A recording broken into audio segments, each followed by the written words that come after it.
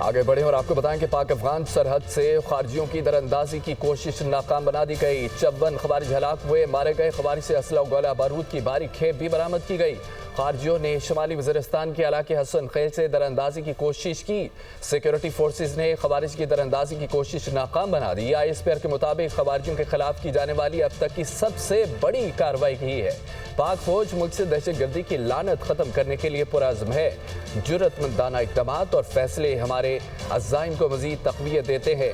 خوارج کے اس گروہ نے غیر ملکی آقاؤں کے کہنے پر دہشت گرد سرگرمیوں کے لیے دراندازی کی کوشش کی۔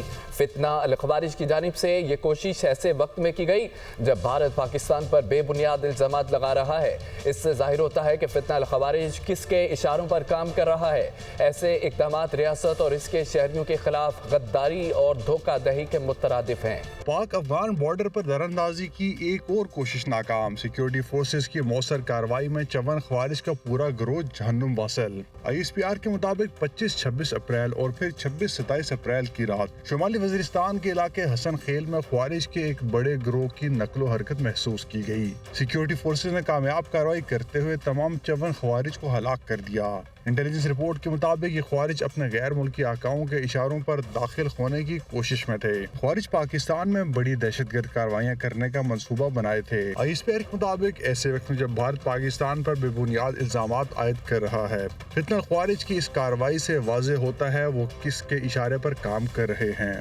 ایسی کارروائی ریاست اور عوام کے ساتھ غداری اور فریب کے مترادف ہے۔